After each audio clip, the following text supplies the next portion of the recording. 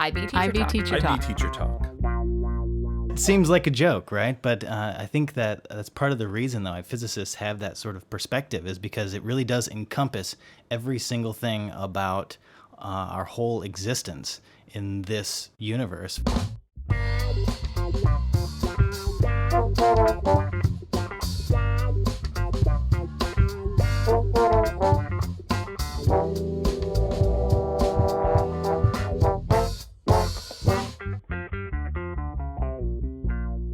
Okay, so Rachel, what do you imagine being our objective for this interview today? So I'm really interested in physics and math and the science areas because I'm completely confused by them. And I'm curious how confused we can get by listening to a physics teacher. And hopefully we can dispel some of that confusion. I'm also interested to see how physics can relate and connect to language and literature or the other areas in the IB. I think that we'll do a really good job of getting confused. Excellent. Let's do it. Okay, and welcome back to IB Teacher Talk. Today we are being fantastic as ever, and I am your host. My name is Daniel Lambert. Hi, and I'm Rachael Smith. And Rachel, our guests are always very special guests, are they not? Absolutely. Would you perhaps agree with me that today's guest is a little bit more special than all the special guests? I would say to a large extent, this guest is special.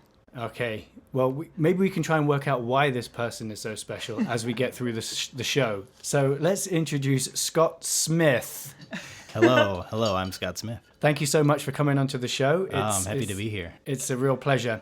And we'll try and work out if there's any connections between you and Rachael Smith as the show continues. And besides that last name thing. Don't give it away early. It's supposed to be a mystery. So, Scott Smith, could you tell us a little bit about yourself? I am an IB teacher, and I teach physics, and I am passionate about learning and education, as well as young people, and really changing the world, if we really want to get down to it. We most certainly do want to get down to it. That's what we're trying to do here in the IB Teacher Talk. Physics, huh? Yes. What's that all about? Well, it's actually everything. Okay, thanks. And that was a And we're pleasure. done. Thanks for joining us. It seems like a joke, right? But I think that that's part of the reason, though, physicists have that sort of perspective, is because it really does encompass every single thing about our whole existence in this universe, coming from the abstract all the way to the concrete.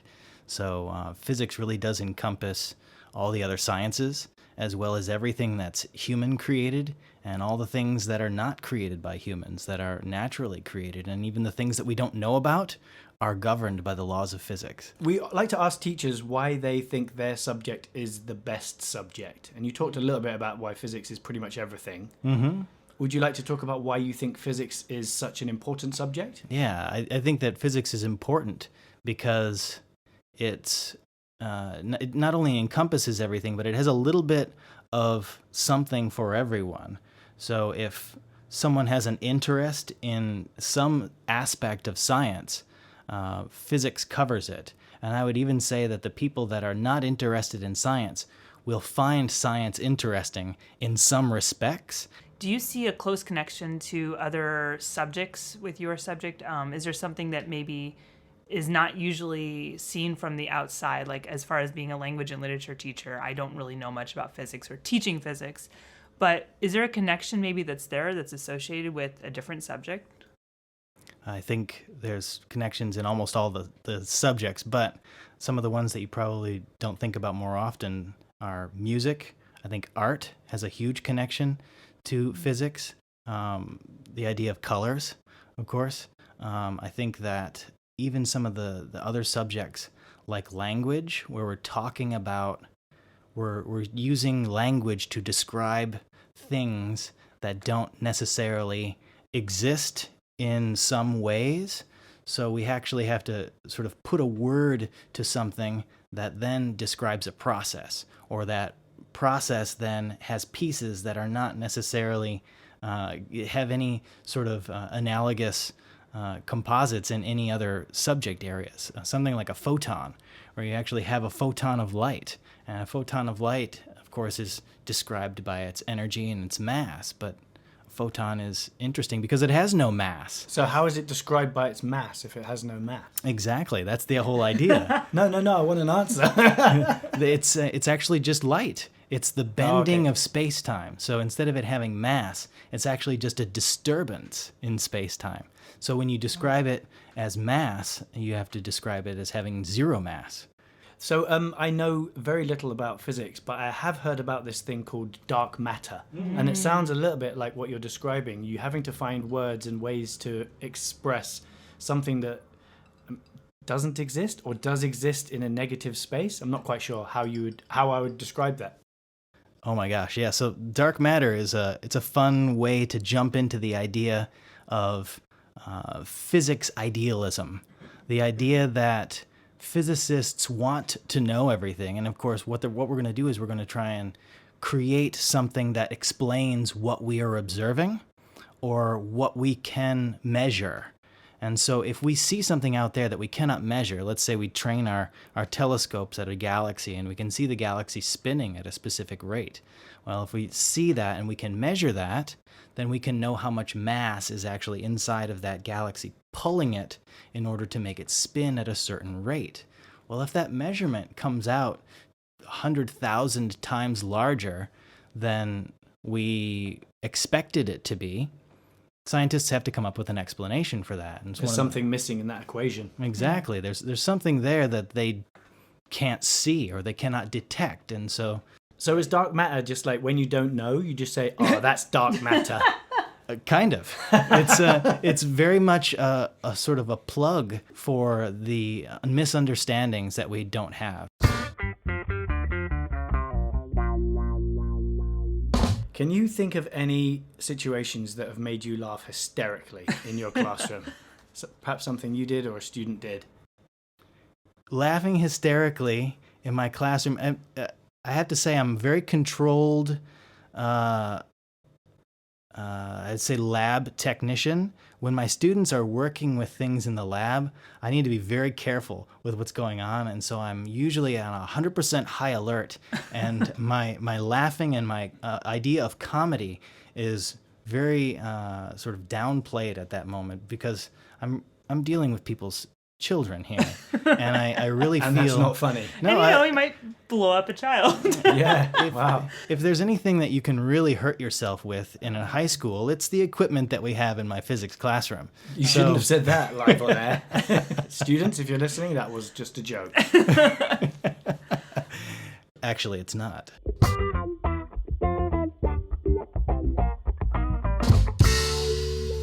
If you had a superpower, a teaching superpower, which superpower would you choose? I think my teaching superpower would be to know when my students are getting it or when they're hooked, that special thing that they want to connect with or that they're wondering about in that one moment. Because if I had vision where I could look out and I could say, these students are really thinking this is an interesting conversation, then I can bait them in more and also try something else with the ones that are still not lighting up yet and say, It's a differentiated superpower. exactly. Absolutely. It's So like mind reading, but, a little bit deeper. Moving on, we often like to ask teachers if they have a student X success story. Do you have a story that comes to mind of any student? there was a student that I had a few years ago, came into physics because he really liked my class in grade 8, and then I had him again in grade 10, and he was fired up, and he was kind of a mediocre student, and he came into DP Physics saying, I'm going to take HL Physics, and this is going to be great, and I was kind of fearing a little bit, saying, well, all right, let's try this, and he went about it, and he was struggling. It was very hard for him in the very beginning, and I said, look, here's what I'm going to do. I'm going to just set you down with problems, and you're going to work on physics for an hour each evening. And an hour of physics each evening, and then you're going to come back and you're going to check your answers with me, and I'm going to just keep bombarding you with practice, and you're going to come and talk to me each day after school.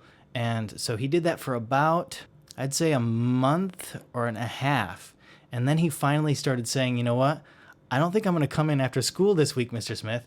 Can you just send me the answers? And so I would send him the answers, and he would be checking them himself. And after about 3 or 4 months, his buddy that wasn't studying, that wasn't necessarily doing these problems, started asking if he could have all these extra problems as well.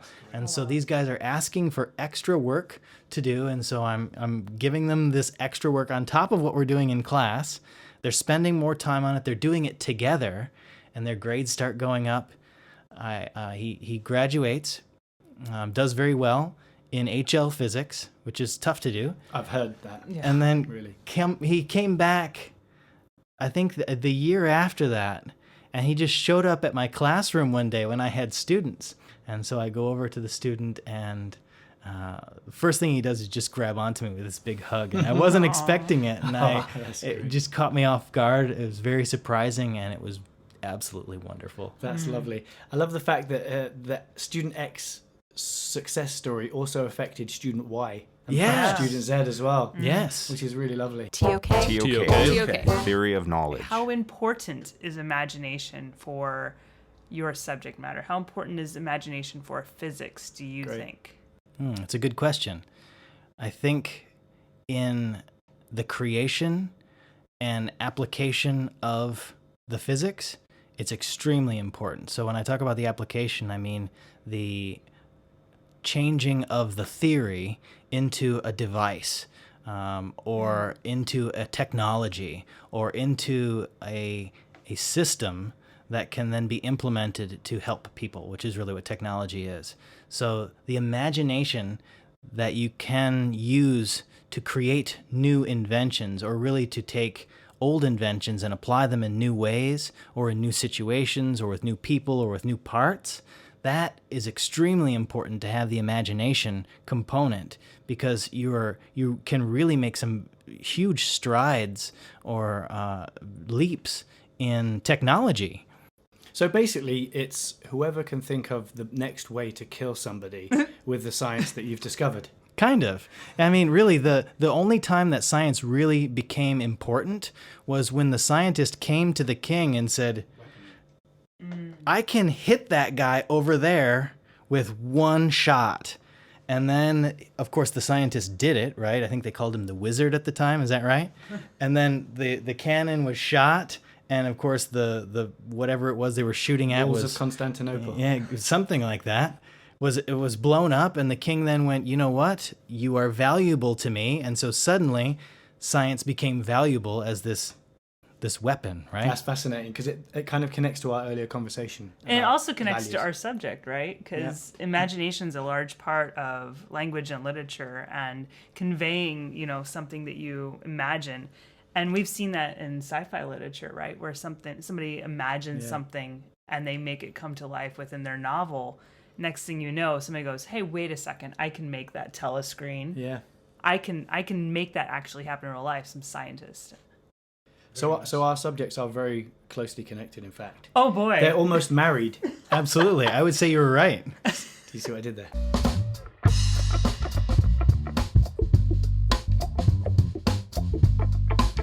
Book reviews. Book reviews.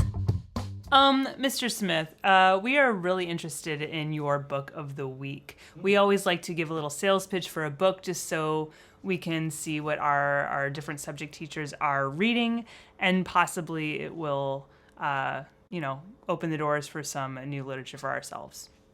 Absolutely, yeah. I'm currently reading one about jazz, but I just got finished reading one called The Pleasure of Finding Things Out by Richard Feynman.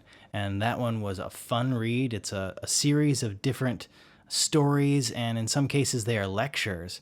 One of the ones that I really enjoyed from that series was when Feynman was visiting New Mexico for the Manhattan Project. And he was just a kid then, and so he's recounting this in a speech.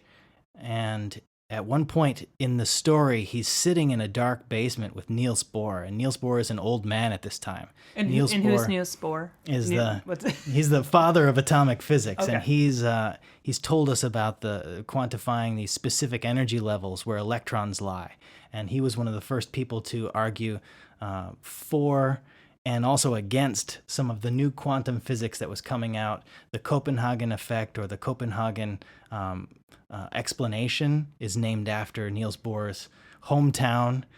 He and Feynman are sitting together in this basement, and Feynman is asking about, can this happen? Bohr has been talking to the scientists all day, and the scientists have been saying yes, yes, yes. And finally, Richard Feynman is called into a room by Niels Bohr, because Feynman was one of the only guys that would argue with Niels Bohr.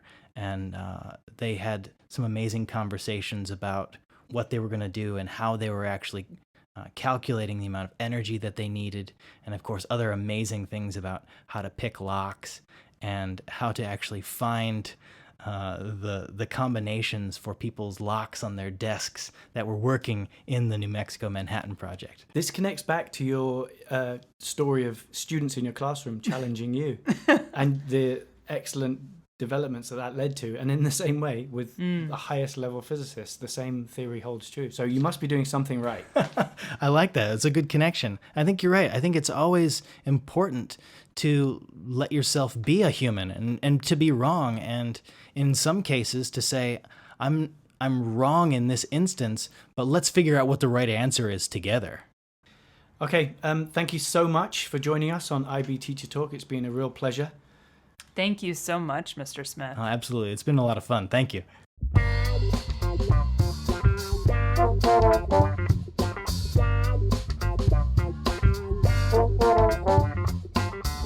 Student Voices. Student Voices. Ella, thank you so much for joining us on IB Teacher Talk. Could you just introduce yourself very briefly? Yes, so I'm Ella, and I just finished the IB in the class of 2020. How was that? It was quite an interesting experience, especially because we didn't have exams, so it was very different from past IB classes, but yeah, it is what it is. How did you feel about the not having exams thing? It was mixed emotions, because for me, I'm going to the US, so my final IB exam grades didn't affect me as much as it would have if I was going to the UK. But I still felt as if it was like, without having exams, it was more out of my control, my final grade. And yeah, I would have really liked to have like the feeling of completing the IB properly, because it was such an abrupt ending. Didn't really feel like, I didn't really feel like I've completed something that I worked so hard on for 2 years. Yeah, so you didn't achieve that closure. Yes, exactly. What did you like about the IB? One thing that I really liked about the IB was the CAS and EE, just because I think that I found it really good how the IB also cares about other things other than academics, because I think that's really important. And CAS kind of encouraged every student to get involved in other things, which I thought was really good to create a well-rounded student. I also really like the EE because it was the closest thing to like a thesis paper that I've ever written. It was like the first major thesis paper I've written, and I know a lot of other students that weren't in the IB didn't have that experience, and I think that was a really good experience to get prepared for college thesis papers and college work. Can you think of one moment of inspiration you had from a teacher? Yeah, so my theater teacher, she would always be willing to spend a lot of time outside of the classroom for her students. I remember there was times where she would dedicate an entire Saturday or Sunday just to have us, just so that we were able to come in and work on our theater performance and rehearse. And like, she missed teacher parties or like time with her family just so that we could get rehearsal in. And I thought that was really inspiring and really selfless of her. And it was really beneficial for all of us. And yeah, that was really something I really appreciated. That's really nice. It's nice to hear stories of teachers who go above and beyond. Exactly, yeah. On the contrary, can you think of a moment when a teacher did something that you didn't really appreciate, or maybe it annoyed you? Yeah, so one thing that was sometimes frustrating was because I love teachers with a sense of humor. But when it comes to a point where you ask a serious question and you still get a sarcastic response, it can get kind of frustrating as a student. Like, there was one teacher where I never knew when my next test was going to be unless I checked on Google Classroom, because when I asked her face to face, she would always have a sarcastic response. So that can be fun for class environment, but it's like to a certain extent. What things worked for you, but perhaps didn't work for other students in classes? So for me, this wasn't really in class, but for me, something that really helped and I did with almost all my subjects was whenever there was an assessment, I would always schedule meetings with my teachers outside of class and really talk about how I can improve. And that one-on-one time really helped me because it's something that you don't really get in a classroom environment that often, but most teachers are willing to give their students that extra time. And so that's something that I found really helpful in all my classes, to just make a meeting after a big assignment or after receiving feedback, and just really talking through that with a teacher, just so that I knew how to improve. And I know that's something a lot of students don't do, but that's something that really helped me. Yeah, I think that's incredibly good advice, because you're quite right. Teachers are more than happy to meet with students. Yeah. And I think most teachers like to meet with students to talk about their feedback or even help in coming assessments. Ella, thank you so much for joining us today, and all the best in your future. Thank you so much. Thank you for having me. You're welcome, Ella. Bye-bye. Bye.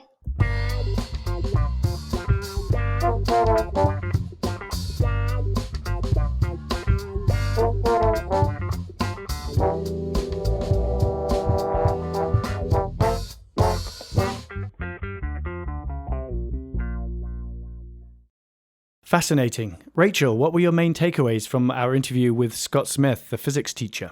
I really enjoyed that I found some connection in physics to language and literature.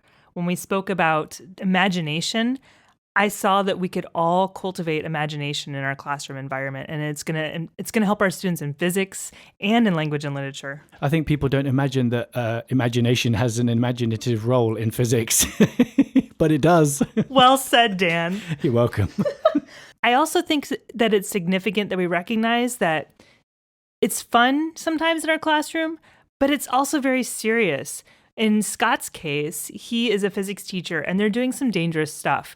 You can have fun all day and play around, but the moment a kid gets hurt, the fun goes out the window. So he has to be very serious in moments, and we all have to be very serious in many moments. You're quite right. And these children, they're entrusted to us for 8 hours of a day. And so we have a lot of responsibility. And right. And the student's going to trust you more when they know that you are respecting them and that you are creating a safe environment.